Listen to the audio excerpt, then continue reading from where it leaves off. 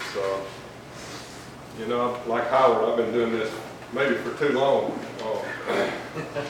I still get butterflies whenever I stand up to speak in front of a group of folks. I take this responsibility very seriously, and I learned early on you can't please everybody, and that doesn't make this job any easier. But before I get started, let me just, Senator Dugan had called me, and when he got the invitation, said, look, I'm not going to be able to make it. His son is in the leadership of an organization called Campus Outreach. Shares the gospel on college campuses, and this weekend was a parents' weekend, and he had committed to go down there and be with his son and support him this weekend. So that's where he is. He regrets that he's not able to be here. Let me also say that, you know, like I said, I appreciate the invitation to be here and speak to you. It is a challenge for me to attend all the Republican Party meetings.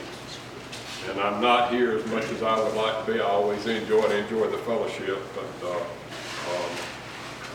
unfortunately, I do still have to support a family and run a business, and that takes a lot of my time as well.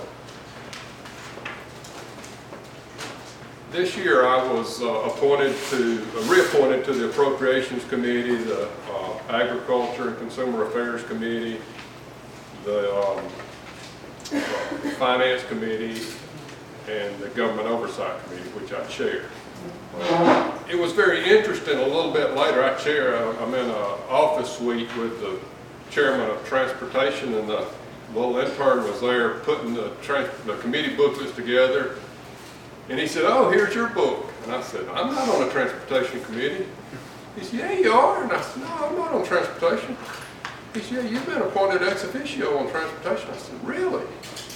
And so I did a little bit of research, and sure enough, I'd been appointed ex officio on transportation. Wait a minute, you know, I'm still in timeout over here in the corner. And I've always wanted to be on transportation, and now I'm on transportation. What's going on? And then I said, oh, transportation bill.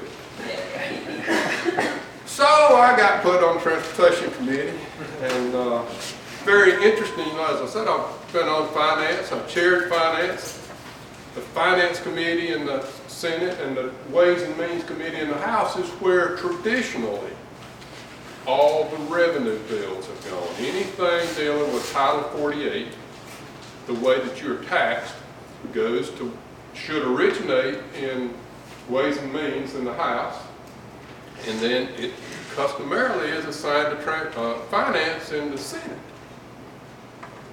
But this year we had this little transportation bill. We tried, a few years ago, David Doss ran around the state. He was talking about, how many of y'all have ever met David Doss? Ever heard him? I know you have. David could do this dance. I mean, he couldn't stand and speak. He would dance the whole time he was talking to you. But he started this thing around the state trying to raise, I believe it was $8.5 billion at the time that the Department of Transportation needed. Of course, that didn't go very far, but it did spin off the T-SPLOST bill that I think passed in 3 districts in the state. But anyway, I mean, everybody wants more money. And so they tried another tack, and they had some committee meetings around the state, and they determined that Georgia had 2,000 something bridges that were posted. Now, I never knew about this. I mean, I've been in, like Howard said, I've been in the legislature for 13 years. Never has the Department of Transportation said, you know, we got a problem with failing bridges in the state and we need some more money. But they got their act together, they created this crisis, 2,000 failing bridges in the state, and they needed $1.5 billion. So anyway, it started coming together why I was on transportation. It was not to support the transportation bill because I've been known for being pretty physically conservative.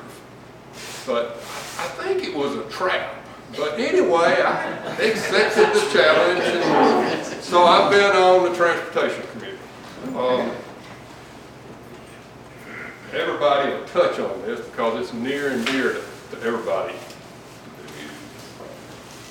We ended up passing $1 billion tax increase. We tried to get $1.5 billion. I said we, the legislature. $1.5 billion, that was too big of a lift, I guess. We thought we were doing $1 billion, and somehow or another we messed up. We only got $900 million. But don't worry, they say it's only 6 cents additional tax per gallon. Well, you know, the day that we in the Senate passed that bill, it was a 70% increase in your gas tax, had you been taxed per the law. Now the governor back in December, how many of you knew that the governor signed an executive order dealing with gas taxes in December? 2 or 3 people. It was a very interesting move.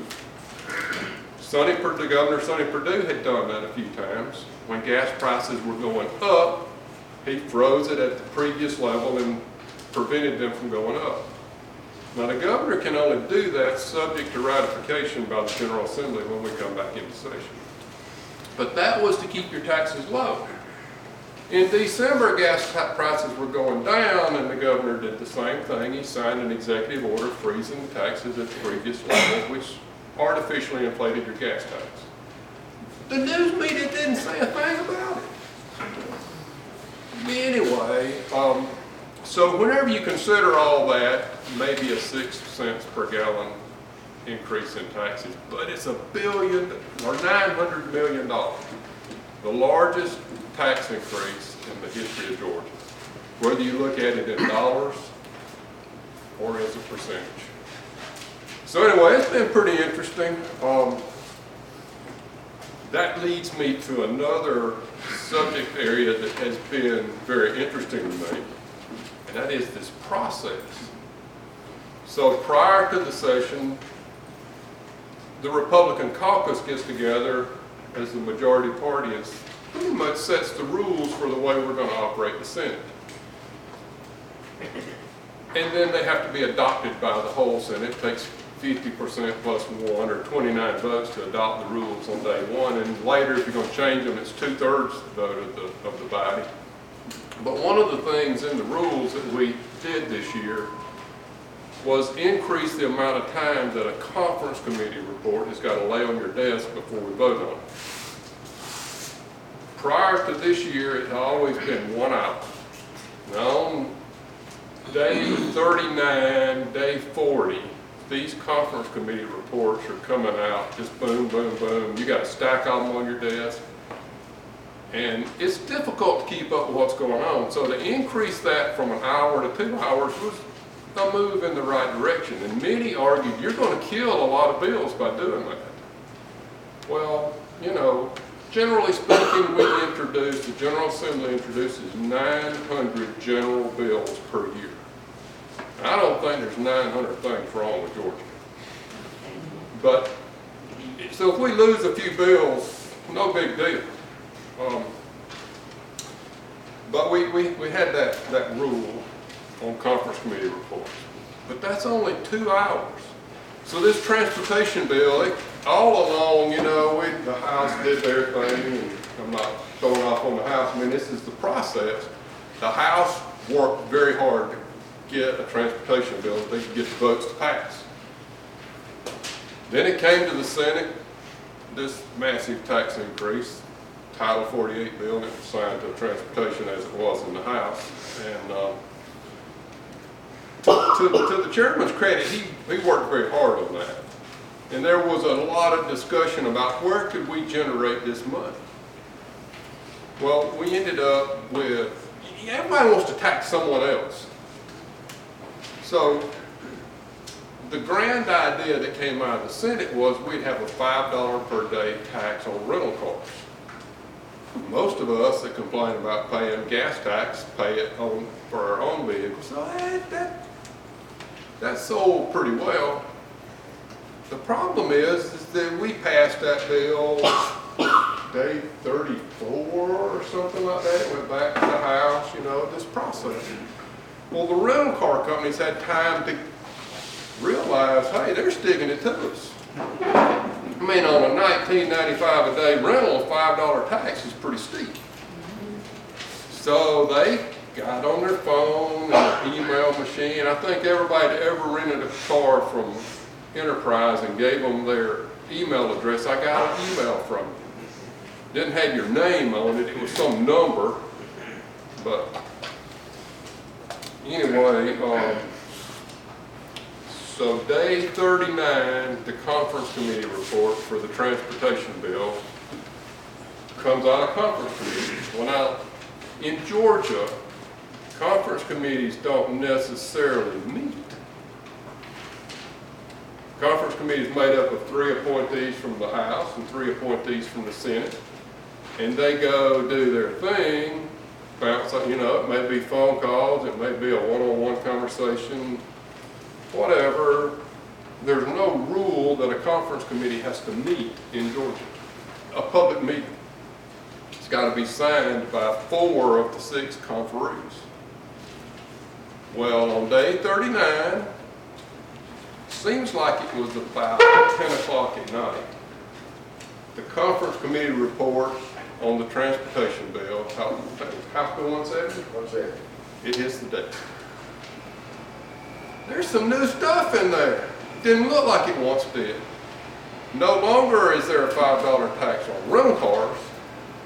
Now it's a $5 tax on anybody who rents a room or a place to lay down overnight. And I begged the Lieutenant Governor, we also have this thing called a fiscal note, which is required by law. It's in the law. It's required by the House rules. It's required by the Senate rules. If a bill has significant fiscal impact, it must have a fiscal note. And any bill that's ever had a fiscal note, any amendment thereto must have a fiscal note, so that the legislature can know what it's doing. We didn't have a fiscal note. So I begged the Lieutenant Governor, whoa, slow down, we gotta have a fiscal note. No, we don't have a fiscal note. We don't have to have a fiscal note. I said, the law says we gotta have a fiscal note. No, we don't have to have a fiscal note. This was a private conversation between the 2 of us.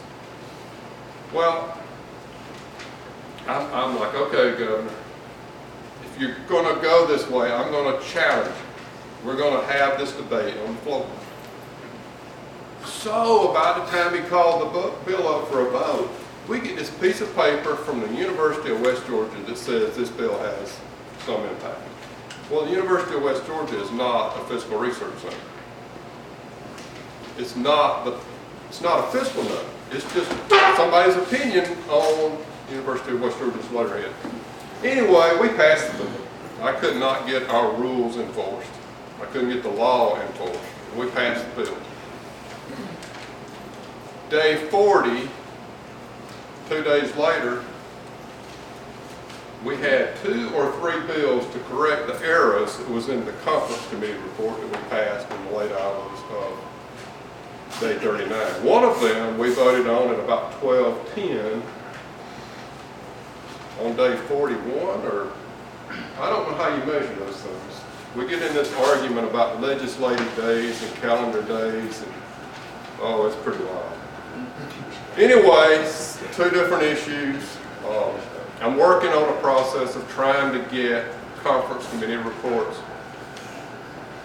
out earlier and to get them published so the public knows what's going on before the legislature votes on things, because clearly the legislature makes some mistakes.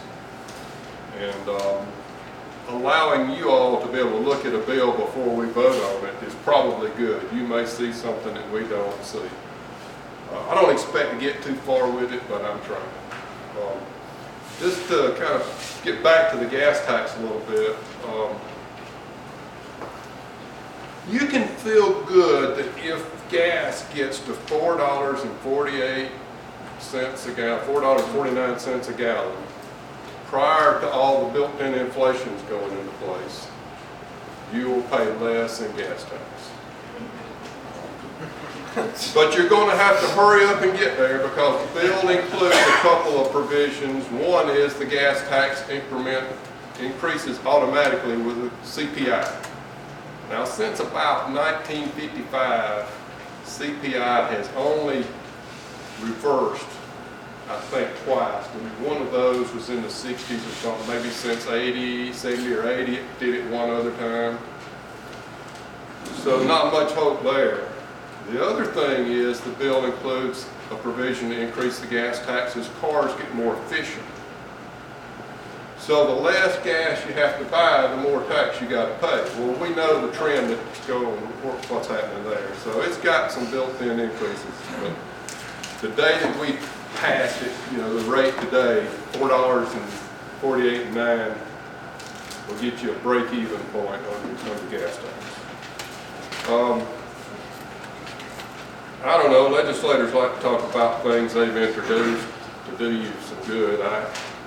I introduced a bill to eliminate the state's portion of property taxes. And I think taxing one's home is probably, next to the death tax, is probably the most evil tax of all. Georgia's Constitution allows the legislature to tax 1/4 of one meal. That's a pretty small amount. I think it maxed out at about $120 million for the state at its high point. Well, we phased that out. I was successful in getting that phase out built in a few years ago in the law, but it's still provided for in the Constitution. So I introduced a constitutional amendment to eliminate that $1/4 meal provision in the Constitution. We haven't voted on that yet either. I was told we'd get to it this year, but we didn't. I don't know, maybe we can get to it next year. The other interesting tax, and I'm surprised that, Paulette, that you didn't mention this one, our poll tax. So we, you know, this was deemed the year for the children. And one of the first things we did was passed a bill and a proposed constitutional amendment dealing with strip clubs. Now, this is a strange subject to talk about. I will tell you, I'm dealing with hearsay, okay? I understand that's a cash business. You can impose all the tax you want to on a cash business. It's pretty hard to collect and pretty hard to enforce. But in the name of sexually exploited minors, we passed a tax increase on the adult entertainment industry as well.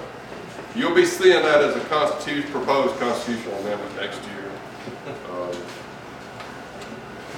We do some pretty wild stuff down there. I'll wrap up. I guess we're going to take some questions. I will say that if you're not on my email newsletter list and you'd like to hear this kind of junk from me all along, you can sign up at Bill Heath at billheath.net, and we'll get you on the list, and you can hear my opinion on a sort of bi-weekly basis when we're not in session. I try to give you a sort of a weekly update during session, but I thank you for the opportunity to speak to you, to represent you. It's not something I take